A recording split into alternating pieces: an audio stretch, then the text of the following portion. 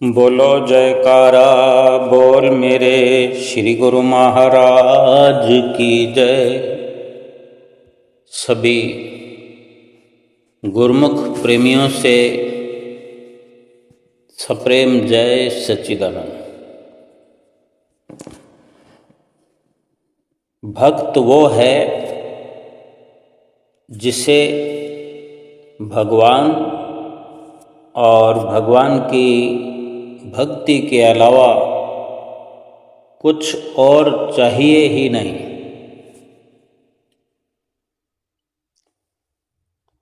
भक्त वो है जिसे भगवान के सिवा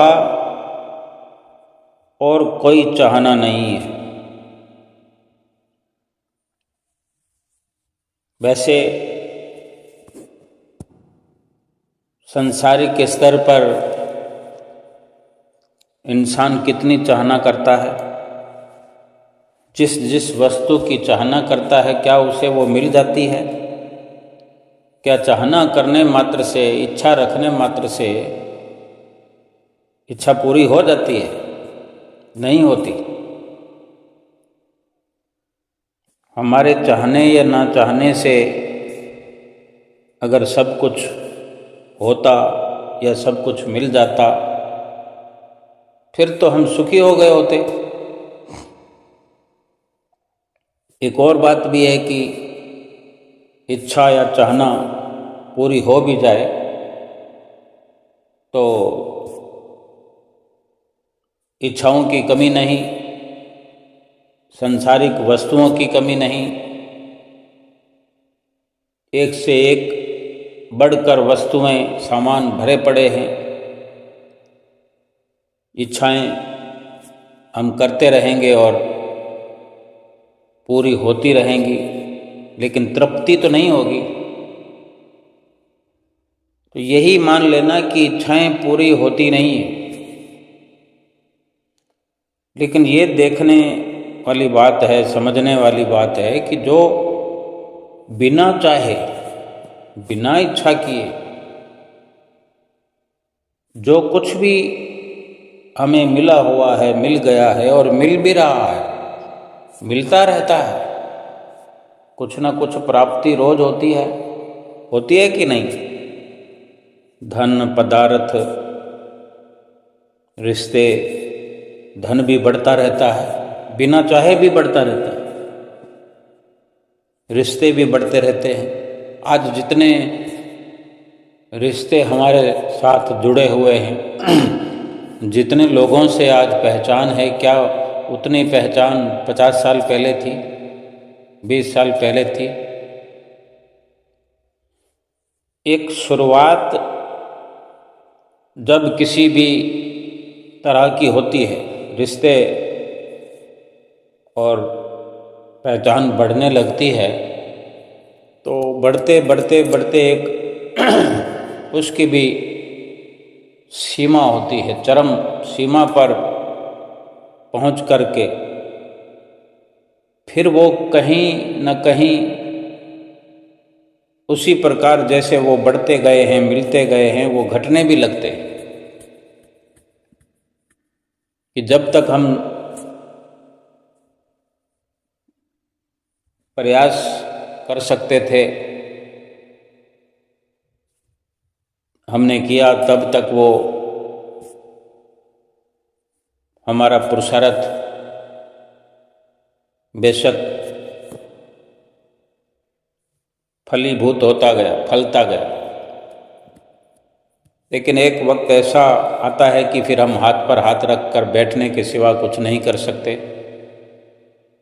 पुरुषार्थ समाप्त, तो फिर पहचान भी फिर घटने लगती है। रिश्तों का महत्व बेमायने हो जाता है।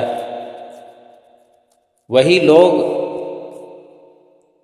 होने पर भी, जिंदा होने पर भी संपर्क करना बंद कर देते हैं, मिलना जुलना बंद कर देते हैं।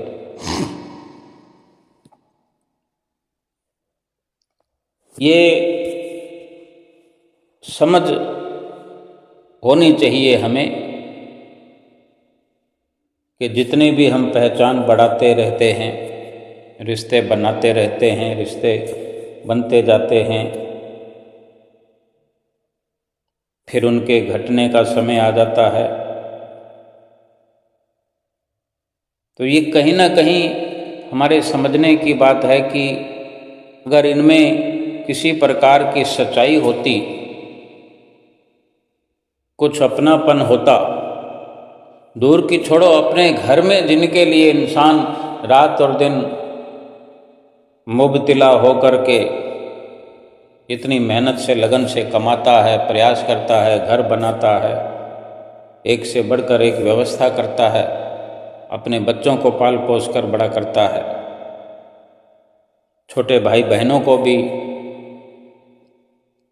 अवसर मिलता है पाल पोस कर बड़ा करने का, करता है, वहीं पर भी पहचान खत्म होने लगती है।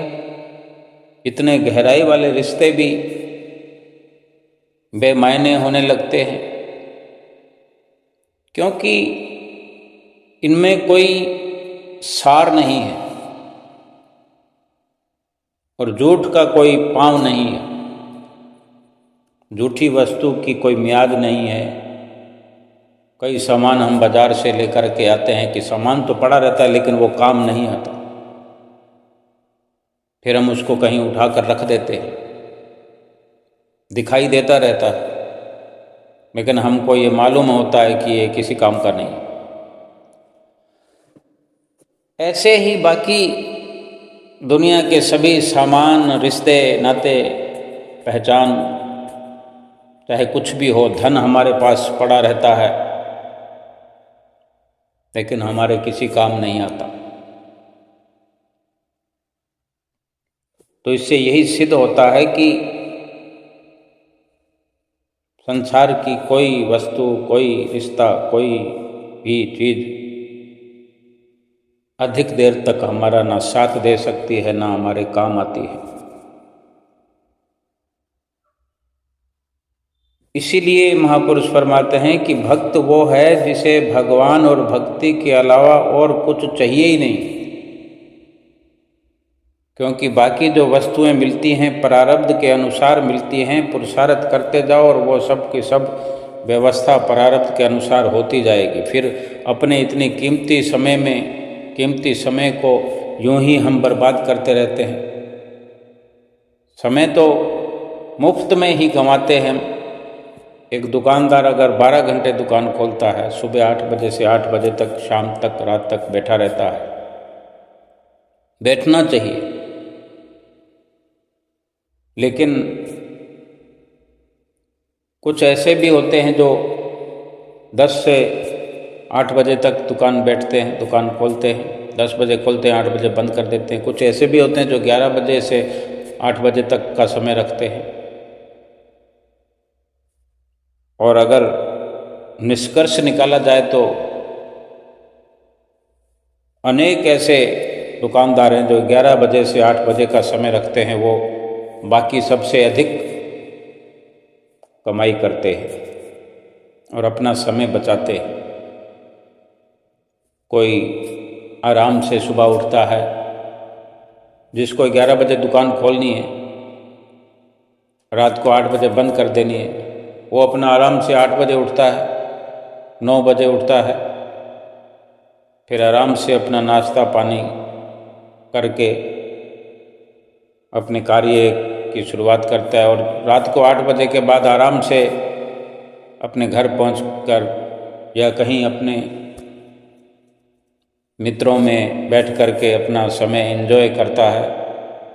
बेशक रात को 12 बजे सोता हो, लेकिन अपने समय का उसने सदुपयोग किया। भाव कहने का कि अगर 11 बजे से लेकर 8 बजे तक 8-9 घंटे में दिहाड़ी हो गई, कमाई हो गई, तो बाकी समय उसने अपना इस्तेमाल किया। और अगर 8 बजे से लेकर के कोई 8 बजे तक बैठता है 12 घंटे, तो बीच में कई दौर ऐसे आते हैं 12 घंटों में, तो झपकी आ जाती है, उबासियाँ आने लगती है, जब जब दुकान में कोई ग्राहकी नहीं होती। लेकिन फिर भी ये प्रयास वो अपना जारी रखता। वो ना तो सुबह वाला समय अपना एंजॉय करता है, ना रात वाला समय, क्योंकि रात को भी आदतन 8 बजे से लेकर फिर 1 घंटा और लगा दे, क्योंकि आदत जो है कि थोड़ा और देखता हूँ, थोड़ा और देखता हूँ। अब ये सवाल उठता है कि उनमें विशेष फर्क क्या है? जिसने अपने समय का अपने हिसाब से सदुपयोग किया, 8 बजे ना आकर 11 बजे दुकान खोली, 3 घंटे कम दिए, वो 3 घंटे का लाभ क्या उठाया?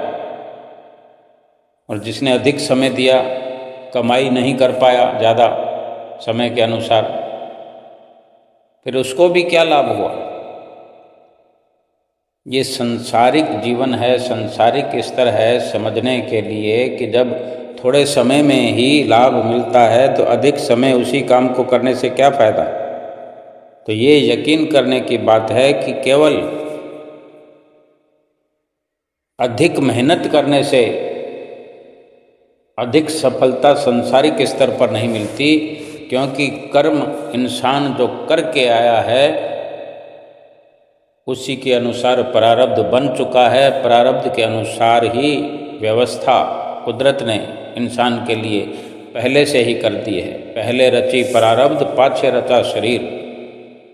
जब से इंसान इस दुनिया में आया है तो उसकी रचना पहले से यहाँ रची हुई है, सारा इंतजाम हुआ है। कोई सोचे कि मैंने आकर के इस दुनिया में अपनी रचना रचाई है, अगर ऐसा होता तो कोई गरीब नहीं होता इस दुनिया में। और कम समय में अधिक कमाई करने वाले जो हैं वो कोई अलग नहीं, वो भी वैसे ही इंसान हैं, लेकिन उनका प्रारब्ध जो है वो बेहतर है। पिछले जन्मों के ऐसे कर्म हैं कि वो जो भी कार्य करते हैं सफलता तुरंत उनको मिलती है।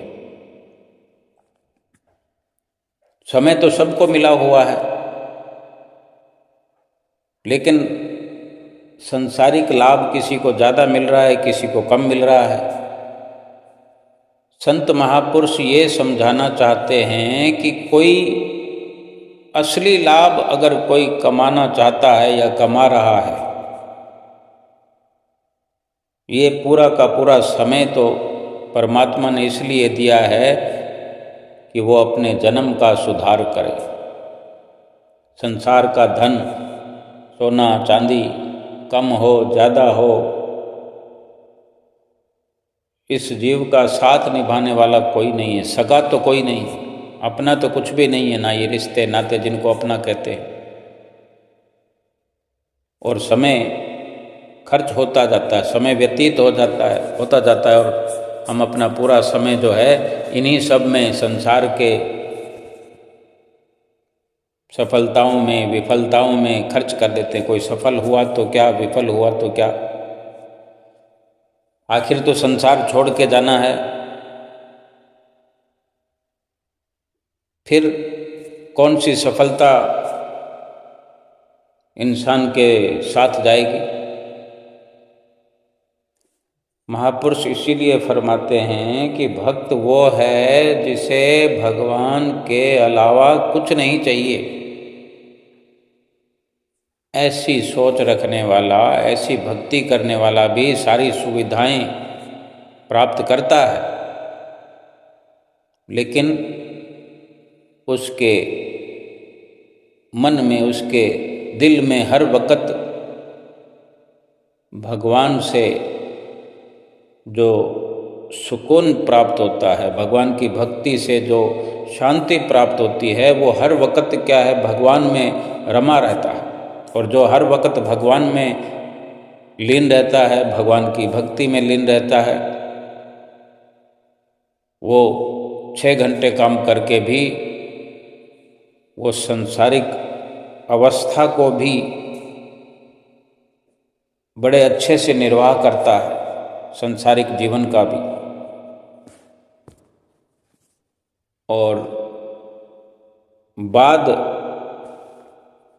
शरीर छूटने के जो काम आने वाली भगवान की भक्ति है, वो अपने साथ लेकर जाता है। वो दूसरों को भी सुख बांटते हैं। यहाँ भगवान से जुड़ा रह कर के भगवान की बातें अगर किसी को सुनाता है, किसी का दिल प्रसन्न करता है। अब किसी को कोई सत्संग सुनाए, कोई दुखी मन आज हम चारों ओर देखते होंगे, एक से बढ़कर एक दुखी इस दुनिया में पड़े हैं। ये कहने की जरूरत नहीं है कि कोई फलां व्यक्ति गरीब है इसलिए दुखी है। अमीर भी दुखी है, गरीब भी दुखी है, राजा भी दुखी है, रंक भी दुखी है। कोई अनपढ़ है वो दुखी है, पढ़ा लिखा है दुखी है,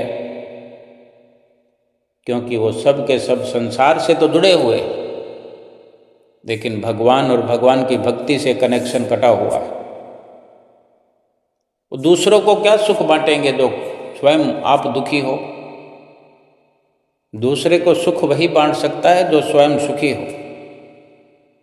तो जो भगवान को चाहते हैं, भगवान से जुड़ करके, भगवान की भक्ति में जुड़ करके भक्ति में रमे रहते हैं, जिसको सब और सब में भगवान दिखाई देता है,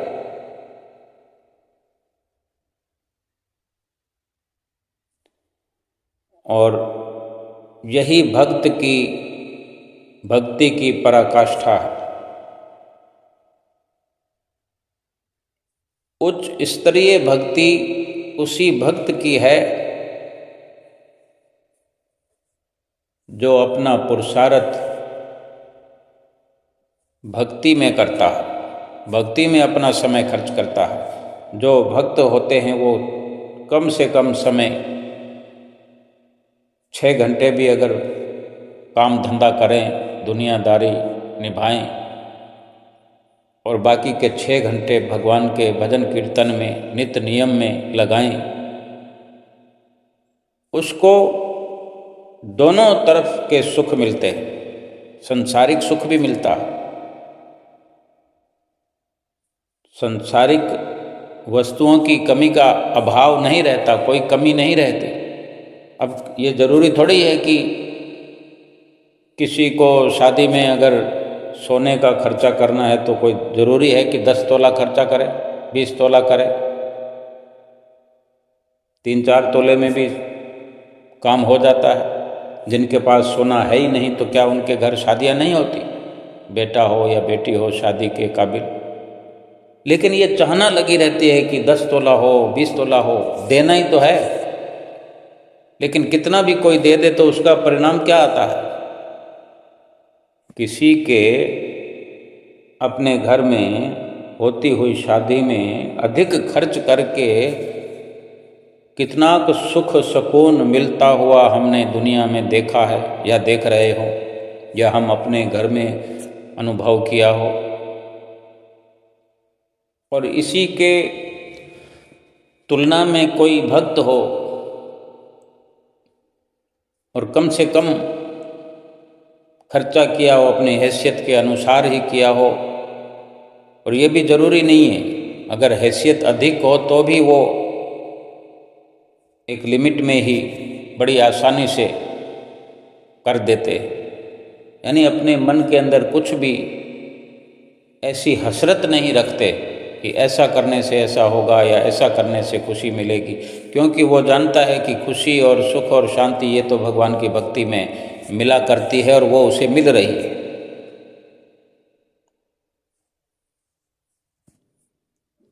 उनके जीवन में सदा खुशियां नजर आती है उन्हें स्वयं को। दूसरे तो नहीं देख पाते, दूसरे तो कहेंगे कि ये बेचारा गरीब आदमी है, लेकिन जो बड़े अमीर आदमी हैं उनके भीतर कौन झांक कर देखता। ये निचोड़, ये फैसले तो संत महापुरुष किया करते हैं, ये सार बताया करते हैं, समझाया करते हैं। धनवंते सब ही दुखी, निर्धन हैं दुख रूप, साध सुखी सहजो कहे, जिन पायो भेद अनूप। अटल फैसला संतों का यही है कि वो साध सुखी है, वो भक्त सुखी है, वो संत सुखी है, जिसने एक भेद पा लिया है सुख और दुख का। सुख क्या है, दुख क्या है, सुख कैसे मिलता है और किस काम को करने में दुख है, इस भेद की जिसको समझ में आ गई है, वही जो भक्त भगवान और भक्ति को चाहते हैं, वही इस संसार में सुखी है। समय का सदुपयोग भी ये मनुष्य जीवन पा करके अगर कोई इंसान कर रहा है तो वो भक्ति ही है, भगवान का भक्त है, सतगुरु का सेवक है। मनुष्य शरीर प्राप्त करके जो अपना काम बनाना चाहता है, अपना कार्य संवारना चाहता है, चाहे राजा हो रंक हो, दोनों के लिए संसार सागर से पार होने का एकमात्र यही साधन है कि वे प्रभु नाम के जहाज पर सवार हो जाए। यानी श्वास श्वास में प्रभु का सुमरन करे।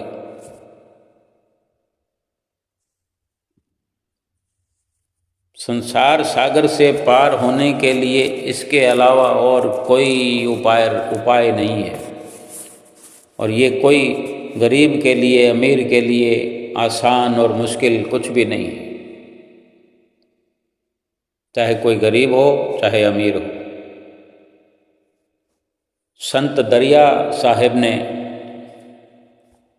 अपनी वाणी में फैसला दिया है, दरिया नर्तन पाए कर किया चाहे काज, राव रंक दोनों तरें, जो बैठे नाम जहाज। संत दरिया साहब कथन करते हैं कि मनुष्य शरीर प्राप्त हो गया है। मनुष्य शरीर प्राप्त करके अगर कोई अपना काम संवारना चाहता है, अपना काम करना चाहता है, चाहे गरीब हो चाहे अमीर हो, नाम रूपी जहाज पर सवार होना पड़ेगा। यानी श्वास श्वास सुमरन करना पड़ेगा। हर वक्त ध्यान मालिक के नाम में जुड़ा रहे। ये नाम संत महापुरुष ही इस जीव को प्रदान करते हैं। इस संसार में चाहे कितनी ऊंच नीच इंसान ने बना रखी है, जो अमीर है वो जहाज में सफ़र करते हैं। हमें ये अनुभव करने के लिए कोई मुश्किल नहीं होगी कि संसार में अमीरों का जीवन क्या है। कैसे सड़क पर लंबी लंबी गाड़ियों में बैठ कर के अमीर लोग जाया करते हैं। कहीं कहीं तो हेलीकॉप्टर का भी इस्तेमाल करते हैं। 2-4 लोग हेलीकॉप्टर में बैठ करके जाते हैं। पर्सनली अपने घर के आसपास हेलीकॉप्टर आ जाता है। लंबा सफ़र हवाई जहाज में चढ़कर भी जाते हैं। देश से विदेश तक भी जिनके काम काज हैं, रोज़ एक दिन भारत में है और दूसरे दिन अमेरिका में है, 2 दिन भारत में है, 2 दिन अमेरिका में है। एक सप्ताह भारत में रहते हैं तो एक सप्ताह बाहर लंदन, कनाडा, सऊदी अरब। और एक गरीब है, गरीब की क्या बात करें। वो अपनी साइकिल से उबर जाए,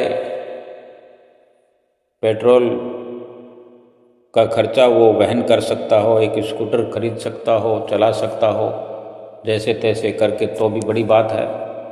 गरीब तो गरीब हुआ।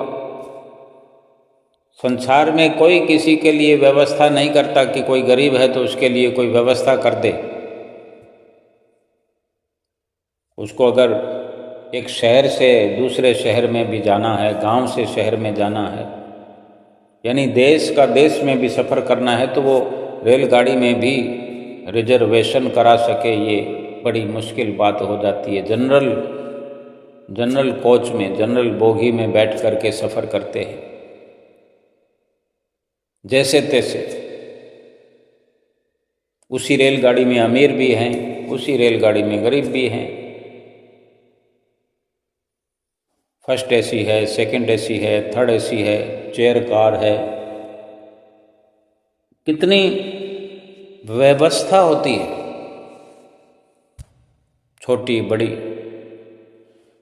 कोई किसी के लिए कुछ नहीं करता, कुछ नहीं कर सकता, जैसे तैसे हर किसी को सफ़र अपना करना ही होता है, जैसे तैसे जीवन गुजर जाता है। लेकिन भगवान ने ये व्यवस्था इस लोक से, यानी इस पराये देश में आकर के जो अपना काम करने आए हैं, मनुष्य का शरीर प्राप्त करके जो अपना असली काम करके वापस लौटना है, ये प्रभु परमेश्वर ने व्यवस्था सबके लिए एक जैसी की है। प्रभु ने हवाई जहाज का इंतजाम किया है, नाम रूपी जहाज जो बनाया है, इस पर सबको चढ़ाने के लिए प्रभु प्रसन्नता से सबको अवसर दे रहे हैं। लेकिन कोई चढ़ना ही नहीं चाहता। कोई इस देश को छोड़ करके अपने देश में जाना ही नहीं चाहता। किसी बेगाने देश में ही हर कोई रहना चाहता है। अगर कोई यहाँ से जाता भी है तो पता भी लग जाए कि अगर जाना पड़ेगा तो रोना पिटना शुरू कर देते हैं। और जब कोई चला जाए तो दूसरे जो जुड़े होते हैं वो किस प्रकार धाड़े मारते हैं, रोते हैं, चिल्लाते हैं। भाई अपने घर जा रहा है, अपने असली घर जा रहा है। सभी के सभी झूठ की व्यवस्था को ही सत्य करके माने हुए हैं। इस झूठे देश को, बेगाने देश को सच्चा और अपना माने हुए हैं। झूठे कामों में ही लगे हुए हैं, अपना काम भी नहीं कर रहे हैं। संत दरिया साहब कह रहे हैं कि जो मनुष्य शरीर प्राप्त करके अपना काज संवारना चाहता है, अपना काम करना चाहता है, और अपना काम करने के लिए ये नाम रूपी जहाज की व्यवस्था परमात्मा ने की है, जो यहाँ हमें इस दुनिया के अंदर सतगुरु का सहारा मिल गया है कि सतगुरु ने हमें ये सीधे सीधे ये जहाज हमें सुपुर्द कर दिया है। हम अकेले बैठ कर के जाएं। हर एक को अकेले अकेले जहाज उसी के घर में, उसी के घट में पहुंचा दिया है कि अपनी सुरत को, अपने ध्यान को, अपनी आत्मा को इस नाम रूपी जहाज पर बिठाए और रोज थोड़ा थोड़ा थोड़ा थोड़ा थोड़ा थोड़ा प्रयास करता रहे, थोड़ा थोड़ा सफ़र करता रहे, और अंतकाल अपना सफ़र पूरा करके अपने देश में, निज धाम में, सतगुरु के धाम में पहुंच जाए। लेकिन ये समझ तभी आएगी कि मेरा अपना काम क्या है। इस जहाज पर जो चढ़ जाए तो अपना काम शुरू है। जैसे संसार में कोई स्कूटर पर चढ़ा फिरता है, कोई कार में चढ़ा फिरता है, कोई साइकिल पर गुजारा करता है, कोई पैदल ही चलने वाला है, कोई हवाई जहाज में चढ़ा हुआ है, कोई रेलगाड़ी में चढ़ा हुआ है, सफर ही तो कर रहे हैं। जहाँ जिस स्टेशन पर देखो रेलगाड़ियाँ भरी हुई है, कोई रिजर्वेशन कराओ तो जब देखो वेटिंग वेटिंग वेटिंग। हवाई जहाज में भी देखो उस स्तर पर वेटिंग ही मिलती है, अधिक पैसा देना पड़ता है। सब जगह यही हाल है। सफ़र कितना मुश्किल है। जिसको देखो मुझे वहाँ जाना था टिकट नहीं मिली, मुझे वहाँ जाना था टिकट नहीं मिली। लेकिन एक भगवान का ये नाम रूपी जहाज है जिसकी टिकट, ये जहाज अपने आप में टिकट है, क्योंकि इस जहाज का मालिक हमें सतगुरु ने बना दिया है। हम जब चाहे चढ़ें, जब चाहे उतरें। यानी अपने घर का गेड़ा रोज लगाएं, अपने घर को रोज देखने के लिए जाने की सुविधा कर दी है। जैसे हम विदेश चले जाते हैं या शहर से दूसरे शहर चले जाते हैं, वापस अपने घर आते हैं ना, इसी प्रकार इस मृत्यु लोक में हम आए हुए हैं। तो यहाँ आए हुए को भी हमें सतगुरु ने ये व्यवस्था की है कि हम भीतर ही भीतर सूक्ष्म सफ़र करके अपने घर जाने का लगातार लाभ उठाते रहे। अब काम करना है तो शरीर बन के काम करें, शरीर बन करके काम भी करना है, दुख सुख का अनुभव करना है, प्रारब्ध भोग हैं ये भोगने हैं, और नए कर्म जो अपना कार्य है वो शरीर के माध्यम से, चित्त वृत्तियों के माध्यम से, ध्यान से, मन से, ये नाम का सुमरन जो सतगुरु हमें रोज करवाते हैं, ये अपने घर रोज पहुंचाते हैं। दुनिया में कौन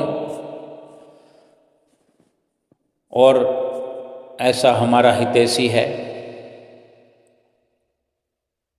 कुछ भी खर्च करने की जरूरत नहीं, क्योंकि वो सच्चे देश में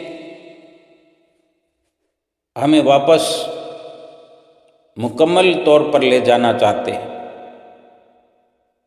थोड़ा थोड़ा प्रयास रोज करो, 2 घंटे हमें रोज कहते हैं, तो ये थोड़ा प्रयास ही है कि 2 घंटे के लिए हम अपने घर में पहुंचने का लगातार प्रयास रखें, क्योंकि कभी भी भूल ना हो जाए, अपना घर हमें हर वक्त याद रहे। और एक साथ भला कौन कब सफ़र कर सका है, क्योंकि सफ़र इतना लंबा है, इससे लंबा सफ़र और कोई नहीं है इस दुनिया का। अगर सारी दुनिया का भी कोई चक्कर लगाना चाहता हो तो इस जीवन में कई बार लगा सकता है, लेकिन ये जो सफ़र है इस लोक से परलोक का, वो इस जीवन में एक बार भी अगर हो जाए तो ये गनीमत है, ये सौभाग्यशाली होने की निशानी है। और ये इसीलिए बार बार अभ्यास करवाते हैं। ये 2 घंटे अभ्यास है रोज का रोज, और ये अभ्यास जो करता है रोज अपने घर जा कर के पहुँच कर के, वहाँ अधिक समय नहीं रहता लेकिन आता है जाता है, तो अपने घर की याद कभी भूलती नहीं है। हर वक्त याद रखता है कि ये मेरा अपना घर नहीं है, ये संसार मेरा सदा सदा रहने का ठिकाना नहीं है,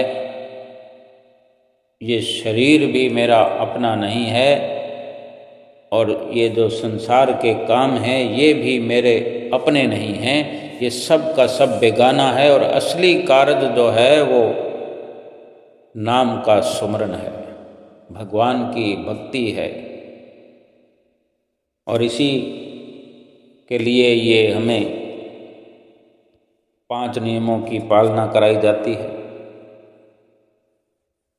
समय तो पल पल करके जा रहा है, हम सदुपयोग करें तो भी और दुरुपयोग करें तो भी। लेकिन जब तक समझ नहीं आएगी और भक्ति का अगर लाभ उठाना भी चाहते हैं तो संत महापुरुष जिस प्रकार से हिदायत फरमाते हैं, उनके वचनों को ठीक प्रकार से जब तक मान नहीं पाएंगे, हमें जो 2 घंटे भजन सुमरन कहते हैं, 5 नियमों की पालना करते हैं, अगर हमको सीधे सीधे इसी जीवन में जीते जी मोक्ष प्राप्त करना है, मुक्ति की चाहना है, मुक्ति प्राप्त करना चाहते हैं, अपने निज घर को देखना चाहते हैं। घर तो हर किसी का एक ही होता है ना। अगर किसी के 4, 6, 10 बंगले हों तो परिवार तो एक में ही किसी में रहता होगा, या एक दिन में 10 मकानों में जा कर के रहेंगे। 2 घंटे उसमें रहेंगे, 2 घंटे उसमें रहेंगे, 2 घंटे उसमें रहेंगे। मुकम्मल ठिकाना तो एक ही जगह हो।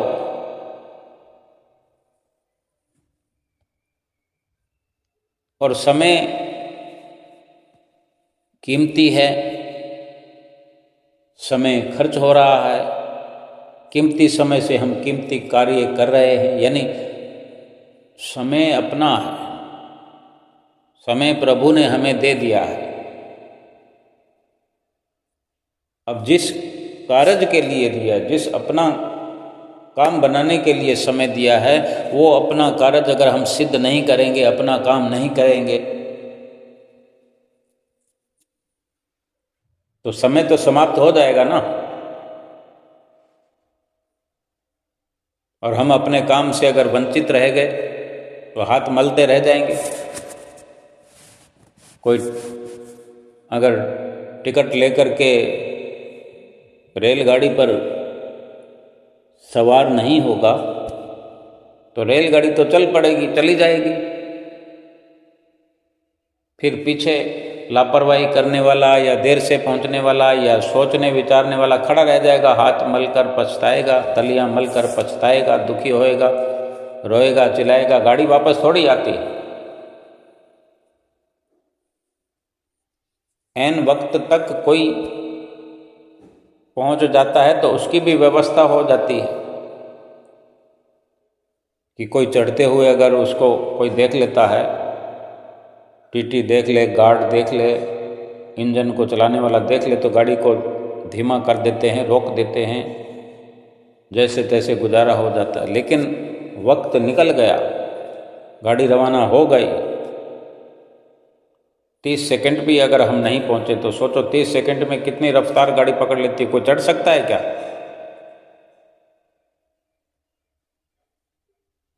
और पहले तो पूरी व्यवस्था होती है कि गाड़ी इतनी बजे चलेगी, गाड़ी टाइम से पहले तो नहीं जाती ना।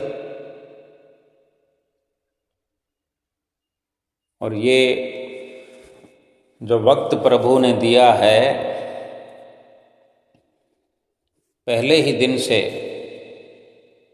ये व्यवस्था है कि अपना कार्य करने के लिए हम आए हैं। बाकी जो कुछ भी है वो साथ के साथ बेशक चलता रहे, लेकिन उसी में लग जाए जो बेगाने कार्य है, झूठे काम हैं, नकली काम हैं, केवल उसी में लग जाएं और अपना काम भूल जाएं। कोई ऐसा अक्लमंद है इंसान कि वो दूसरों के काम में उलझ करके अपना काम भूल जाता है? उसको कोई समझदार कहता है क्या? उसको मूर्ख कहते हैं। एक व्यक्ति था, किसी गांव में रहता था, वो बहुत भला था, बहुत अच्छा था, किसी को दुख नहीं देता था, किसी को बुरा नहीं बोलता था, सबको झुककर प्रणाम करता था। उसमें एक आदत थी, अब वो आदत जो है हर किसी में होती है, और अपनी किसी आदत से अगर किसी का नुकसान होता है तो वो आदत काफ़ी है, फिर सारी अच्छाइयाँ धरी रह जाती है। वो आदत क्या थी कि हर काम को वो टाल देता था, हर कार्य के लिए वो सोचता था कल करूँगा, कर लूँगा, अभी समय पड़ा है, क्या जल्दी है, ऐसी सोच रखता था। हर काम को टाल मटोल करता था। वो सोचता था किस्मत में लिखा है तो अपने आप हो जाएगा, लेकिन पुरुषार्थ तो करना ही होता है। एक दिन कोई साधु आया उसके पास। उस व्यक्ति ने साधु की बहुत सेवा की। आदमी तो भला ही था, वो साधु सेवी था वो। अब उसकी सेवा से खुश होकर साधु ने उसको एक पारस पत्थर देते हुए कहा कि मैं तुम्हारी सेवा से प्रसन्न हूँ, इसलिए मैं ये तुम्हें पत्थर दे रहा हूँ 7 दिनों के लिए। 7 दिन के बाद मैं तुम्हारे पास आऊँगा और ये वापस ले जाऊँगा पत्थर, और इसी समय में तुम चाहो जितना इस पारस पत्थर से सोना बना लेना, क्योंकि इस पारस पत्थर का ये गुण है कि जितना भी लोहा इसको छुएगा वो सोना बनता जाएगा। तो फिर साधु चला गया। अब वो व्यक्ति जो है समझ गया, हर कोई समझ जाता है, कोई मुश्किल बात तो नहीं थी समझने के लिए।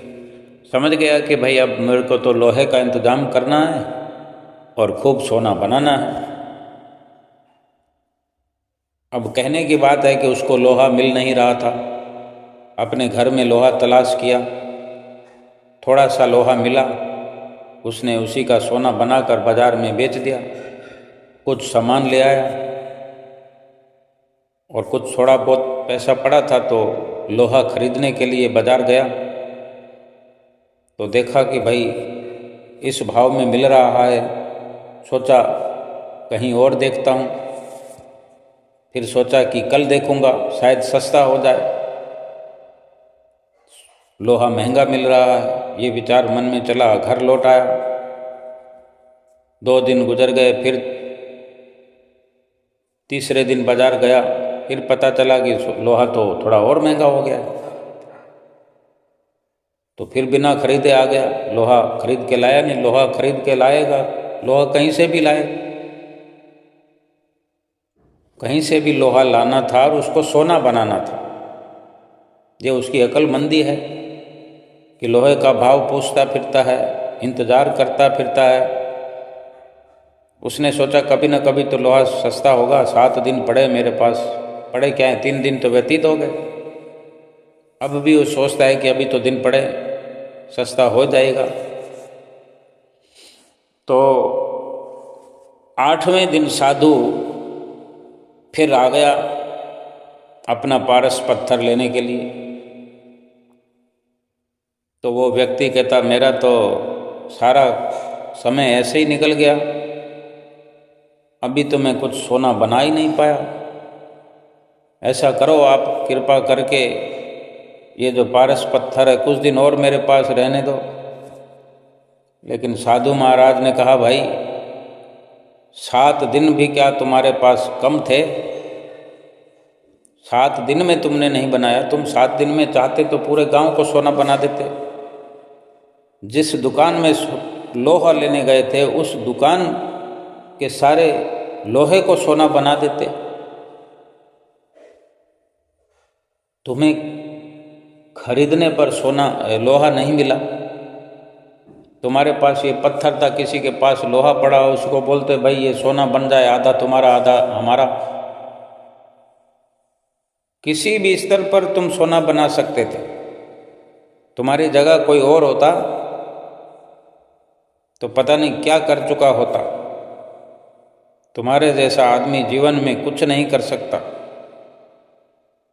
जो आदमी समय का सदुपयोग करना नहीं जानता वो सुखी नहीं हो सकता, वो हमेशा दुखी रहता है।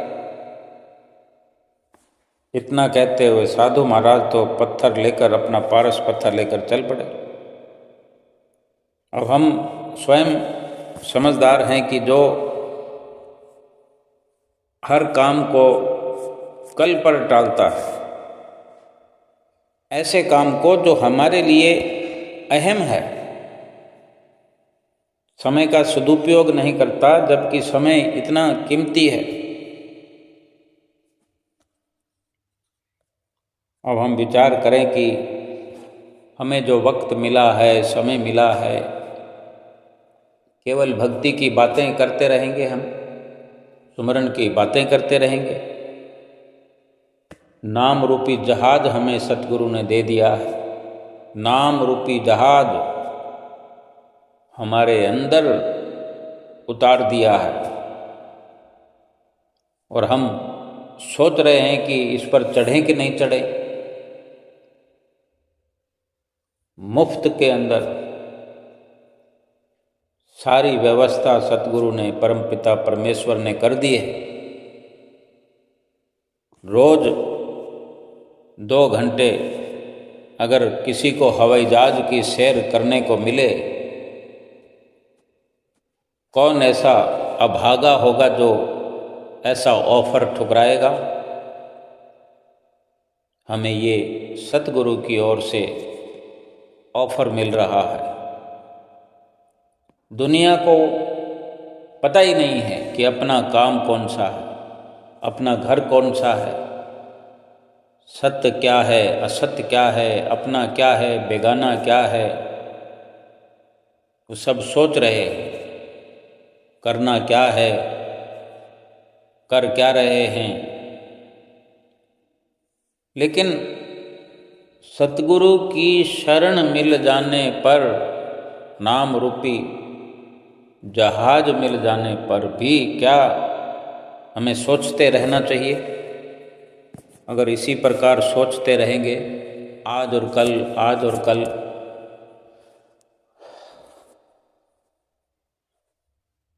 आज कहे मैं कल भजूंगा,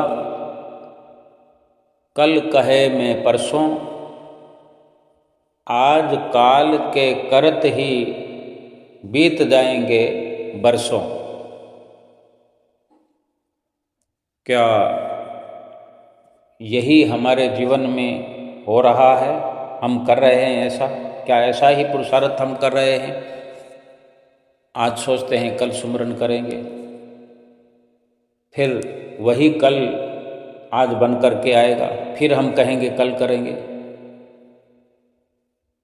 तो ये आज और कल और परसों का खेल होते होते होते होते जीवन पूरा व्यतीत हो जाएगा। हमारे हाथ पल्ले कुछ भी नहीं रहेगा। यमदूत आकर के घसीट करके हमें ले जाएंगे। कितना अफसोस होगा उस वक्त, कितना पछतावा होगा कि सतगुरु ने जो नाम रूपी जहाज बख्शा था। छोटे छोटे बच्चे भी अगर उनको कोई कहे कि चलो झूला खिलाते हैं, साइकिल पर बैठ जाते हैं। अगर उन्हें आजकल देखते हैं छोटे छोटे बच्चों को ऐसी कारें आती है रिमोट से चलने वाली, वो देखते ही उनका मन खुशी से झूम उठता है कि झूले खाते हैं। उन्हें लोक परलोक की नहीं समझ है, लेकिन झूलों की समझ तो है। हमें भी अगर लोक परलोक की समझ अभी नहीं आई है तो सतगुरु का कहना तो मान लें कि हमें जहाज दिया है चढ़ने के लिए। सुमरन की जो विधि बताई है, जो युक्ति बताई है, देखें तो सही कैसे झूले आते हैं। सतगुरु का कहना मानकर, उनकी आज्ञा मानकर, उनकी आज्ञा व मौज में चलकर, उनकी प्रसन्नता के लिए ही सही हम 2 घंटे यकीनन निर्धारित अपना एक समय करें। कुछ समय देखें, अनुभव होने लगेगा कि वास्तव में परलोक जब जाना होगा, लेकिन ये 2 घंटे सुमरन के झूले कितना आनंद हमें देते हैं। ये प्राणायाम की लहरें कितने मन को भाती है। हम आरती में रोज गाते हैं, प्राणायाम की लहरें मेरे मन भाए। 4 विधियां हमें बताई है, सहज समाधि, अनाहत ध्वनि, जप, अजप्पा, कभी इस विधि को कभी उस विधि को, हर प्रकार से अपने समय का सदुपयोग करते हुए, सतगुरु की आज्ञा व मौज में चलते हुए, सतगुरु की प्रसन्नता को प्राप्त करते हुए। जिम्मेवारी सब सतगुरु की है, हमें तो केवल आज्ञा को सिरोधार्य करना, आज्ञा को मानते चले, एक विश्वास करते हुए, एक भरोसा करते हुए कि मेरे भले के लिए ही सतगुरु ने हमें ये वचन कहा है, ये आज्ञा फरमाई है, उसका लाभ भी फिर देर नहीं लगेगी। बेशक आज से शुरू करें, अभी से शुरू करें। ये शब्द, ये नाम, केवल नाम और शब्द न समझ करके, इसको जहाज समझ करके मुफ्त में दिया है, उपहार दिया है। हर किसी को, हर एक को एक एक जहाज सतगुरु ने दे दिया है। अब चढ़ना और ना चढ़ना ये हमारे अपने मर्जी की बात है। बेहतर यही है कि इस नाम रूपी जहाज पर सवार होकर रोज 2 घंटे सुमरन के झूलों में झूला करें और रोज अपने घर तक पहुंच करके सच्चे सुख का अनुभव प्राप्त करें, आनंद प्राप्त करें और सुख शांति से भरपूर होकर ये लोक भी अपना सुखी कर लें और परलोक भी अपना संवार लें। बोलो जयकारा बोल मेरे श्री गुरु महाराज की जय।